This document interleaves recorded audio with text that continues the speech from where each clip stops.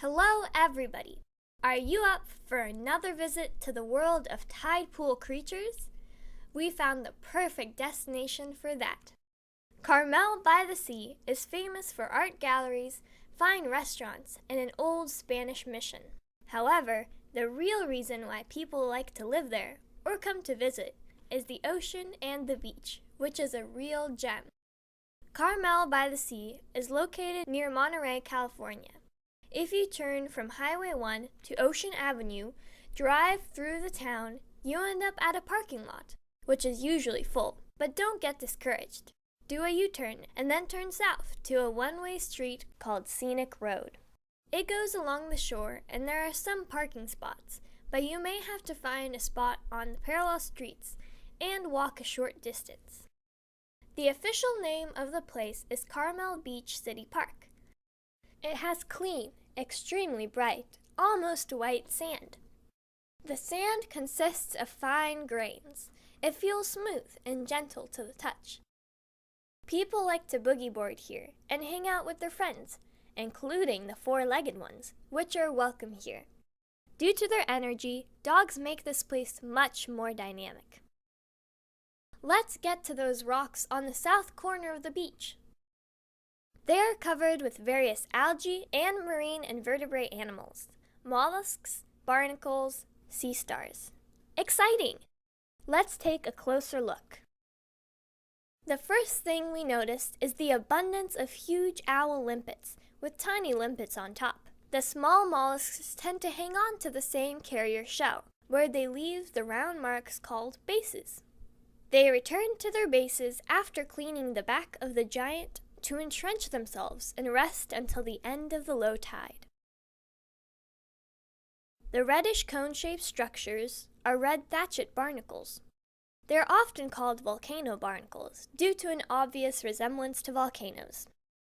The animal inside the shell has its head attached to the bottom and extends its legs, which are called cirri, to grab food particles floating around and bring them to its mouth. Do not try that at home.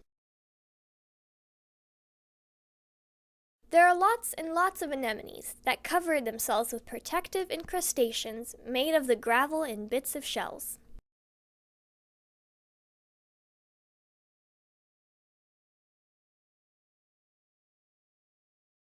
Hang on, little star, the high tide is coming.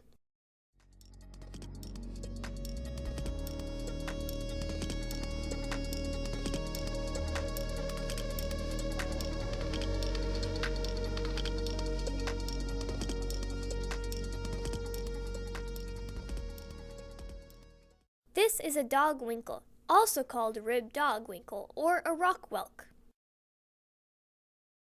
Ochre sea stars are common in the tide pools of California. The color can be orange, purple, or brown. They prey on mussels, barnacles, chitons, limpets, and sea urchins. The sea star spends 2 to 3 days digesting the food by inserting its stomach into the body of the prey.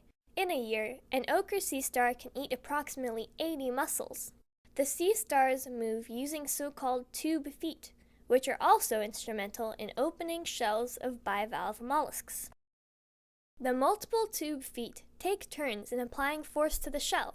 Such teamwork helps them to win in this deadly tug-of-war game by tiring out the mollusk. This little guy is in distress. Somebody picked him up and then dropped him on the sand. We will return the turban snail to the ocean waters. Look at its gorgeous black mantle. Splendid! Just imagine, these limpets lived on this rock for 5, maybe even 10 years, grazing algae from the same spot, night after night. It's their home, so please do not disturb them.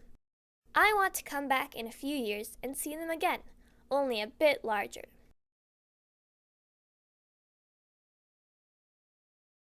Operculum is like a door for the shell of a gastropod mollusk.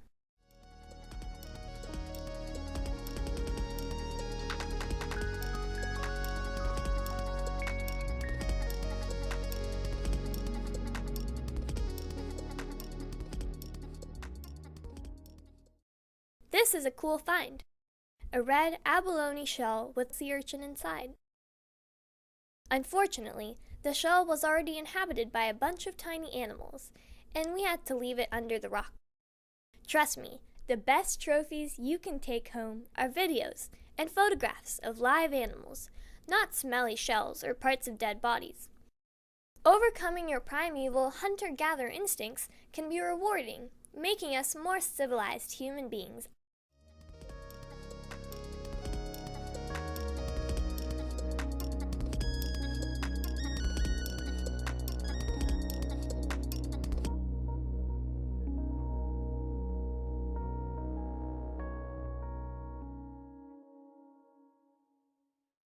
This bat star got a little dry, so we will put it back in the water. It may have a chance to recover. Sea stars are tough and resistant to being exposed to air. They can also regrow their arms, although this one may be damaged beyond repair. This is an empty shell of a sea urchin with almost no spines left. The lower side has a mouthpiece. There is a special organ called the Aristotle's lantern in the center of the lower side. We see only the external parts of it that function as the teeth and are used to scrape tiny bits of the giant kelp, mostly at the base of the algae, often causing its detachment from the sea floor. In the places where kelp is being grown commercially, purple sea urchins are considered as pests because they can destroy kelp forests. Interestingly, it was recently suggested that the word lantern refers not to the mouthpiece, but rather to the whole animal that bears a semblance to the antique oil lamps. The word urchin is an old French word meaning hedgehog, which also has look-alike spines. In places like this, the shells of a gastropod mollusk are rarely empty. They get quickly occupied by the hermit crabs that have to constantly look for new shells to fit their growing bodies. They are also really cute. It looks like this anemone is busy with its meal, a relatively large mole crab. One more thing, you will have to endure the swarms of rack flies on the beach. They are mostly interested in kelp algae and do not bother people. The last time we checked, the radiation on the beach was fine, nothing to worry about. Although the rocks had relatively higher levels and the sand near the tide pools had some granite gravel in it, which tends to show slightly higher numbers of particles registered with Geiger counter. Technically, still normal natural radiation. Once in town, do not forget to visit a few art galleries. The street names, for some reason, are painted on vertical wooden boards from top to bottom.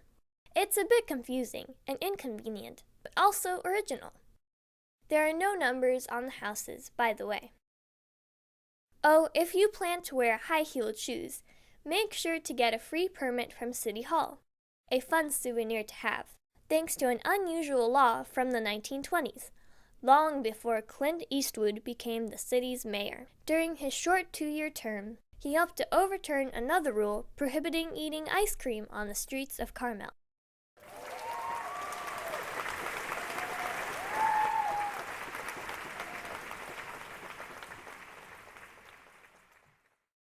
Thanks for watching and good luck!